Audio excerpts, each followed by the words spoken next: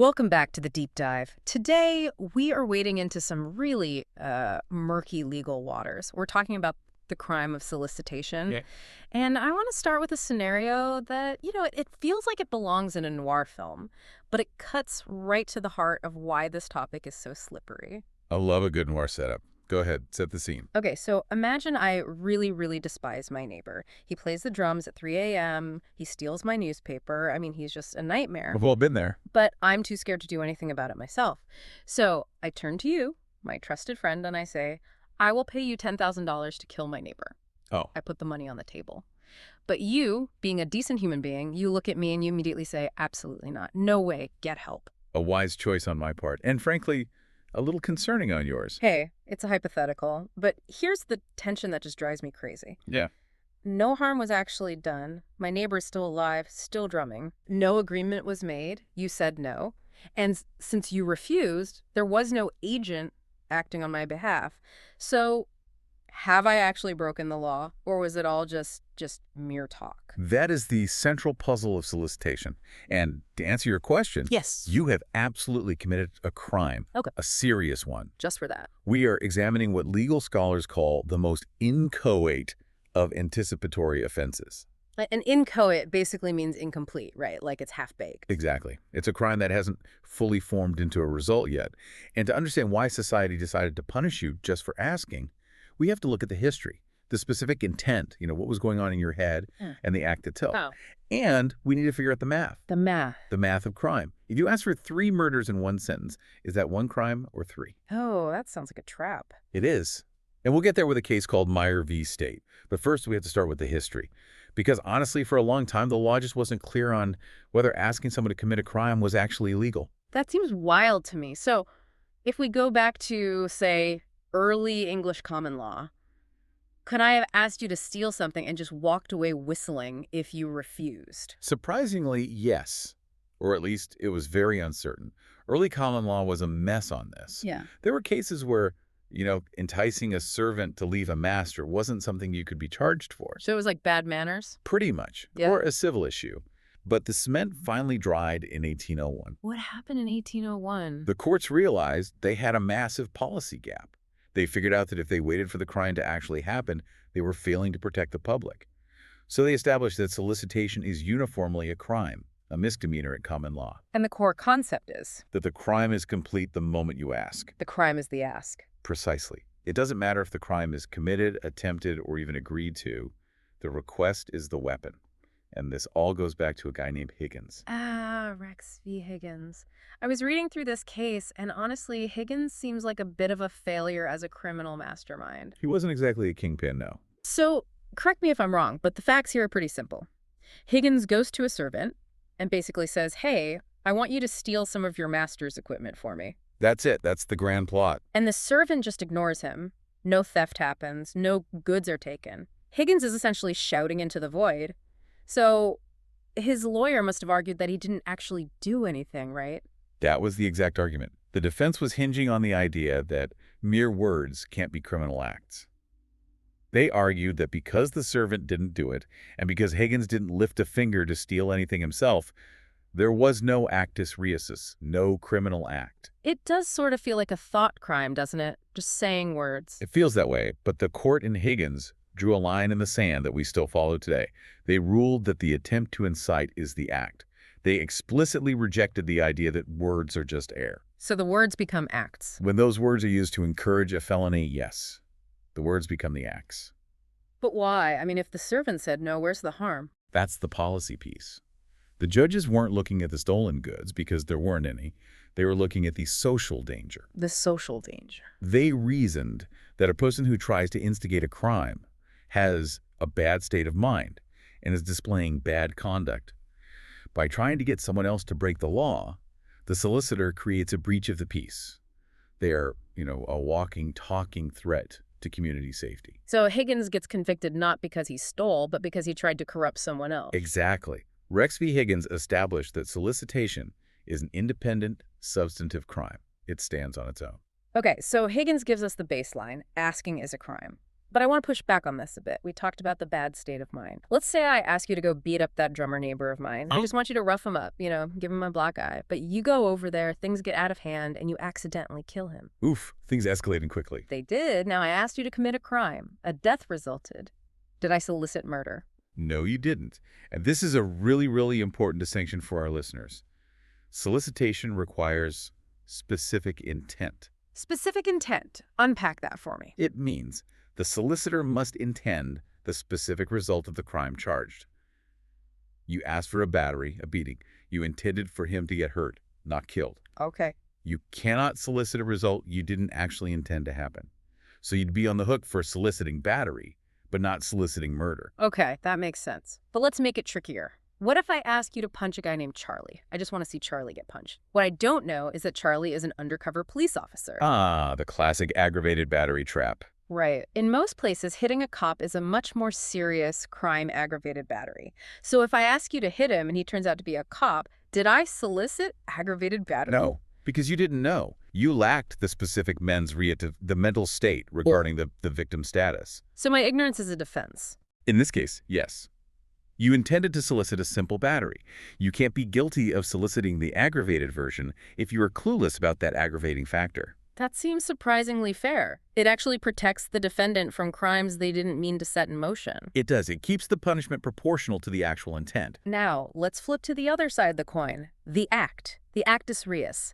We established in Higgins that speaking is an act. But how personal does it have to be?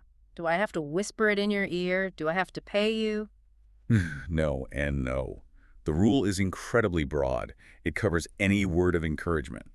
Advising, commanding, counseling, enticing, inciting. And no money needs to change hands. Correct. It does not require a quid pro quo or payment. You don't have to offer a dime. What about the whispering in the ear part? Can I solicit a whole room of people? Absolutely. It does not require a personal communication. If you stand on a soapbox in a town square and scream at a crowd to burn down City Hall, you are soliciting every single person in that crowd. Even if I don't know who they are. Even if they're total strangers, you are inciting a crowd. That counts. That is broad. Okay, I want to test the limits of this with some visceral hypotheticals. These are the ones that really make you sweat. Let's do it. Let's talk about the case of the intercepted letter. Oh, this is a law school classic. So let's say person A, we'll call her Alice, writes a letter to a hitman asking him to kill her husband, Bob. She puts a stamp on it. She drops it in the mailbox. She's done everything she needs to do. Okay. But twist of fate, the mail truck gets into a massive accident on the highway and just burns down. Dramatic. The letter is turned to ash. The hitman never sees it. Bob never knows he was in danger. Has Alice committed solicitation? This creates a huge split in legal theory, but the prevailing view, and the one that usually lands you in jail, is... Yes. But the ask was never heard. How can you solicit someone who doesn't even know they're being solicited? It feels counterintuitive, doesn't it? But look at it from the court's perspective. Some jurisdictions call this attempted solicitation, but many just call it the act of attempting to incite. Oh. Okay. The key phrase here is manifested dangerousness. Manifested dangerousness. That sounds like a heavy metal band. It does, but it's a legal doctrine. Alice has done everything in her power to set the wheels of murder in motion. Yeah. She has manifested her intent to kill. Right. The law says she shouldn't benefit from the fortuity, the random luck of a mail truck fire. She is just as dangerous as the person whose letter actually arrived. So luck isn't a defense. Exactly. You broke the social contract the moment you dropped that letter in the box. Okay, let's look at another one. The change of heart. Let's say Alice hires a guy to burn down a house. She pays him. But then she goes home, looks at her old photo albums, feels terrible guilt. She calls the arsonist and begs him, please don't do it, I was wrong. This is the renunciation defense. Right. But let's say the arsonist is a pyromaniac and says, sorry, lady, I'm already en route, and he burns it down anyway. Is Alice off the hook because she tried to stop it? If we're under the common law, the answer is a hard, cold no. Even though she begged. It doesn't matter. Under common law, the crime of solicitation was complete the moment she asked him the first time. You can't uncommit a crime you've already finished. It's like trying to unring a bell. Exactly. You rang it, the sound is out there, you're guilty. That is harsh. Is there a more modern rule that maybe encourages people to change their minds? Yes, thankfully. The Model Penal Code, or MPC, is a bit more pragmatic. It recognizes a defense of renunciation. But UT And this is a huge but. It has very strict conditions. What are the conditions? First, the change of heart has to be voluntary. Yeah. You can't just stop because you hear sirens coming. Right. And second, you must successfully persuade the other person not to do it, or otherwise prevent the crime. So you have to actually stop the fire. Correct. If the house burns down despite your pleading, the MPC says you are still on the hook. Yeah. You started it, you own the consequences. High stakes. Okay, let's move to that math problem I mentioned earlier. The scope of solicitation. How do we count the crimes? This brings us to Meyer v. State. Right. Meyer is a grim case, but it establishes a crucial counting rule. So, set the scene for us. What did Meyer do? Meyer had a single conversation with one person. Let's call him the hitman. In this one chat, in one sitting, he solicited the hitman to murder 3 separate people. 3. His wife, his mother-in-law, and his father-in-law. Yikes. Cleaning house. A truly gruesome plan. And he even offered separate fees for each hit. So the legal question is, he had one conversation. Is that one count as solicitation or 3? Exactly. Meyer's defense lawyers were clever. They tried to use an analogy to conspiracy law. How so? In conspiracy, the gist of the crime is the agreement. So if we agree to commit 10 crimes in one meeting, that's usually just one conspiracy because there was only one agreement. Right, the bulk discount theory of crime. Meyer argued we had one chat, one agreement, so it's one crime. And the court absolutely rejected that. Why? What's the difference? The court said solicitation is different. Conspiracy focuses on the agreement. Solicitation focuses on the inducement, the act of encouraging. So they applied the separate incitement rule. They said you have to look at the number of separate events or crimes solicited, not just the number of conversations. So how did they break down Meyer's request? They looked at the distinct nature of the acts. There were 3 intended victims. The murders were likely to happen on 3 separate occasions. And there were 3 separate fees on the table. The court's conclusion. 3 separate convictions. 3 separate sentences. Wow. That is a massive difference in prison time. It really shows that the law doesn't care how many breaths it took you to say it. It cares how many distinct social dangers you created. Exactly. You don't get a volume discount on murder. Now, before we wrap up, I have to ask the question that I think a lot of listeners are probably screaming at their speakers right now. Go for it. Why isn't asking someone to kill just attempted murder? It feels like an attempt. You're trying to make it happen. You are in good company with that question. In fact, this was the subject of a massive legal brawl in the 19th century between 2 titans of legal theory, Bishop and Wharton. Sounds like a pay-per-view event for lawyers. Who were they? Well, Bishop was the guy who agreed with you. He took the subjective view. He looked at the solicitor's mind and said, this guy has done his part. Okay. By asking, he has set the force in motion. His will is bent on the crime. Bishop argued that any solicitation to commit an offense was, by definition, an attempt. I can see that. I mean, if I hire a hitman, I have attempted to get my neighbor killed. So what was Wharton's problem with that? Wharton was a pragmatist. He looked at the objective reality.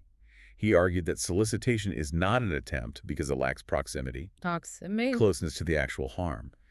Wharton argued that there's a huge gap between asking someone to do a crime and the crime actually happening. The person you ask has free will. Right. They might say no, they might call the cops, or they might just get lazy and stay home. That's true. Relying on someone else is risky. Exactly.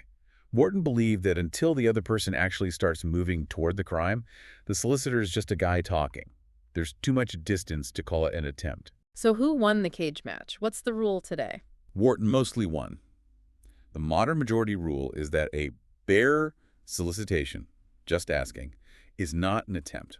However, there's always a however. However, solicitation plus an overt act can rise to the level of attempt. What counts as an overt act? Things that bridge that gap Wharton was worried about. Providing a detailed map of the victim's house. Paying a down payment. Furnishing the weapon. Ah, so taking a real step. If you do those things plus the ask, you are now in attempt territory. And I assume the defendant cares because the penalty is worse. Much worse. Attempt is just one step away from the completed crime, so the law punishes it almost as severely as the crime itself. Solicitation is usually treated a bit more lightly. Okay, we have covered a ton of ground here. We've gone from 1801 England to burning mail trucks. If I'm a listener trying to spot this in the real world or, a law student staring at a chaotic exam question, how do I break this down? Give me a diagnostic checklist. Okay, if you're analyzing a situation, follow these 6 steps to see if you have a solicitation case. Step 1. 1. Identify the act. Did the defendant advise, counsel, incite, or encourage? Remember, words are acts. If they spoke it, that's step one. Step 2. Verify the intent. Did they have the specific intent? Did they really mean for that specific crime to happen? Watch out for jokes or mistakes of fact, like our undercover cop example. Secrupery. 3, check communication. Was the message received? If it wasn't like our burnt letter, check your jurisdiction. They are likely still liable for attempted solicitation because they manifested their dangerousness. Step 4. 4, count the crimes. Remember, Meyer. Are there distinct victims? Yeah. Distinct fees? Distinct events? Yes, that's multiple counts, not just one conversation. Yep, 5. 5, check defenses. Did they renounce? If you're in a common law jurisdiction, too bad, no defense. If you're in an MPC jurisdiction, did they successfully prevent the crime? And finally, step 6. 6, analyze the attempt overlap. Right. Did they do more than just ask? Did they draw a map or buy a gun? If yes, you need to upgrade your analysis from solicitation to attempted crime. That is a powerful framework. It really turns a messy story into a structured legal argument. It brings order to the chaos of human behavior. I mean, that's what law is supposed to do. So if we zoom out, what's the mission of this deep dive? We've dissected how the law criminalizes the very act of planting a criminal idea in another person's mind. We have, and I think the biggest takeaway is the policy behind it all. Solicitation is criminalized not because of what happened, because often, like with Higgins, nothing happened. It's criminalized because the solicitor has broken the social contract. Right. They are trying to, as the courts say, work their will through another. Working their will through another. That is a chilling phrase. It is. It shows a level of calculation and manipulation that makes a person dangerous, even if they never lift a hand in anger themselves. It's not just about the violence, it's about the mastery. Well, that gives us plenty to mull over. Just be careful what you ask for. Literally. Thanks for listening to this deep dive into solicitation. See you in the next module.